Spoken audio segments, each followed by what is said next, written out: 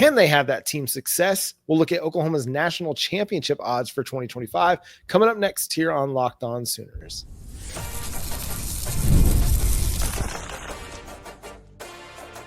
You are Locked On Sooners, your daily podcast on the Oklahoma Sooners. Part of the Locked On Podcast Network, your team every day. Again, thanks for making Locked On Sooners your first listen every single day. Shout out to all the everydayers out there. Tune in and subscribe to the show wherever you get your podcasts. We're free and available on all podcast platforms, part of the Locked On Podcast Network, your team every day. Jay, the national title odds for 2025 are out according to FanDuel. And where do the Oklahoma Sooners come in? They're not going to be very high up on the list. They're 19th. Last I saw in the country at plus 6,500, sandwiched between Auburn at plus 6,000 and Arizona State at plus 8,500. Yeah, that's a lot higher than I would have expected after a 6-7 season. I would not have expected Oklahoma to get anything less than 10,000. What's that? 1,000 to 1 odds or 100 to 1 odds.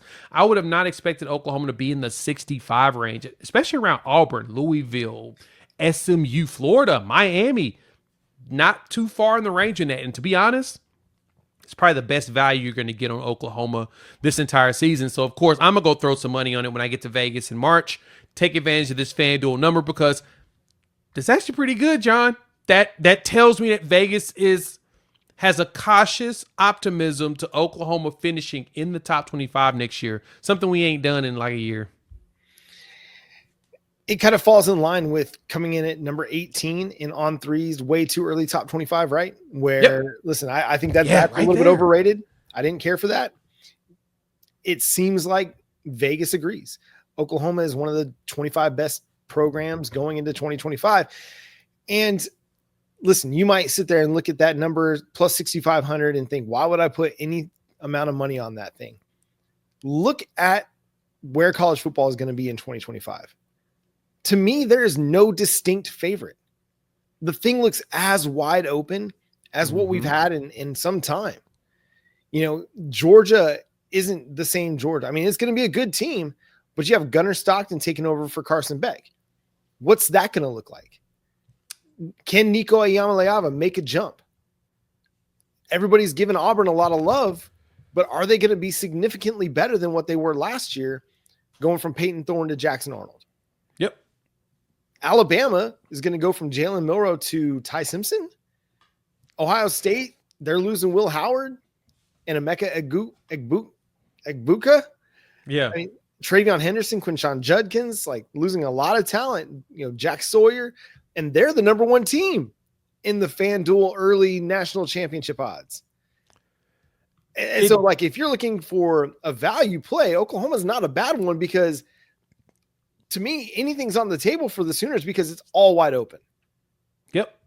And you want to get in on it before the Michigan game because if Oklahoma shows up for that game, those odds are going to completely change. That game is going to be the determining factor of what the odds are going to be feeling like when it comes to season. Because right now, let's go ahead and say it, John. I hate to put this out there, but it looks like the Big Ten is taking over college football.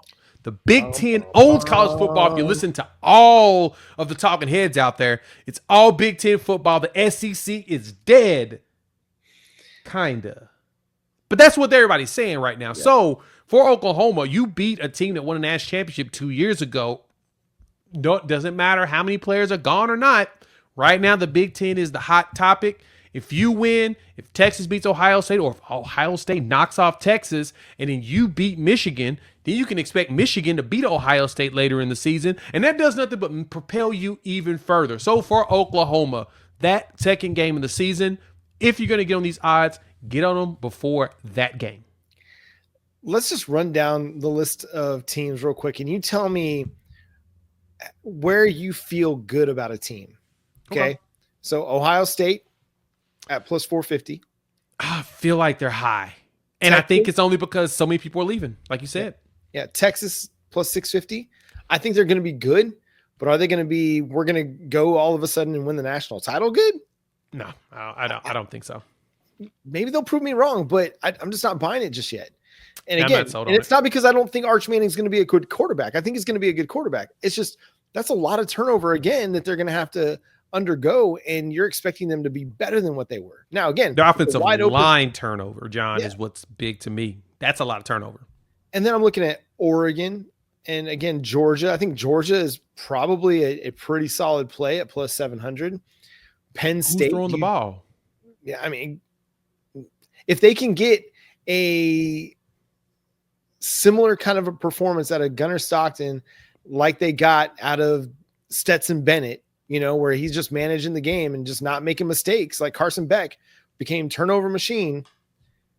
He also had the most drops in college football too. So as long as people catch the ball, and that would help too. But no, it's a very solid point. If Gunnar Stockton can be just a solid game manager until he builds the confidence to go out there and be a world beater, Georgia has a shot. But I think Georgia's a safe number just because they've been consistent in being in the SEC championship game. Of any of the teams in the top 10, Georgia is the one that I feel the most confident in because of their coach, because of their defense, and because that they're going to have a good enough offense around Gunnar Stockton for it to make some hay. They just can't have somebody get cursed by the Cavender sister in 2025.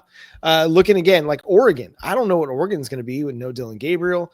And then Penn State, do you trust James Franklin? Notre Dame's going to lose Riley Leonard, who was a big part of their resurgence this year. Alabama's moving on from Jalen Milroe. Tennessee and Clemson are interesting because they're bringing back their quarterbacks.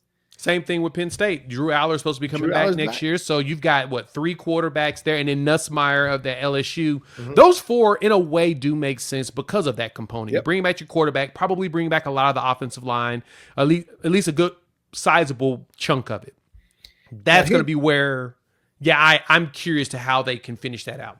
Here's the team that I think is the most intriguing here, and that's South Carolina at plus 4,000. With Lenora Sellers, with Dylan Stewart coming off the edge, with what Shane Beamer's building on the defensive side of the ball, really in that whole program, I think they're going to have a chance to be a playoff team. This is really going to be fascinating for me because I think Lenora Sellers showed me that he's got kind of that X factor, those intangibles to be able to make clutch plays and clutch moments and go win football games. I mean, they were a block in the back or two from being a playoff team, right? They knock off LSU and they're in the playoff this year in Lenora Sellers' first season as a starter. So it's not unheard of. It's not impossible, but I got questions about South Carolina and that defense because they're losing a lot. They are losing Kyle Kennard, and that's huge, man. I mean, from Kyle Kennard to Tonka Hemingworth to TJ Sanders, who should probably go to the draft, Alex Hutley, DeAndre Jules, you got Debo Williams, Demetrius Knight. Their entire linebacker room is gone. They're going to lose at least 5 linebackers. So they've got a lot of pieces that make me ask the question of, will they be able to do that again? Now, you said it properly. Lenora Sellers is the piece that sells me. Him and Nico Harbor. That's going to be fun to watch. Him and Nick Harbor is going to be some good stuff. And, of course, Dylan Stewart. But, they're probably the most intriguing one on that list when I looked at it. It was them and, honestly, Florida for me. Yeah. What is Lagway going to do? Right. Can DJ Lagway put it together and make it happen? That's going to be a fascinating one. And we'll know more about Florida, I think, right before Red River. Because when Texas comes to town and if Florida gets their revenge, it's going, we'll see. But I think Oklahoma's great value. Let's put it that way. Yeah, it's going to be fascinating because, again, I think this season, 2024, showed us that kind of anything's possible. And if you can get to the playoff and then go on a run, you're going to have a chance to make some hay. I mean, everybody had Notre Dame dead in the water after losing to Northern Illinois. And then they ended up in the national title game. And we're we're a player 2 away from orchestrating a pretty impressive comeback. So as much as I hated on Oklahoma for being in On3's top 25 on yesterday's show, I'm going to sit here and tell you, if they can pull some things together, in particular along the offensive line, anything's possible for the Sooners in 2025. Who needs a big year? Which assistant, which coach, which coordinator is going to need a big year for the Oklahoma Sooners to contend in 2025? We'll discuss coming up next here on Locked On Sooners.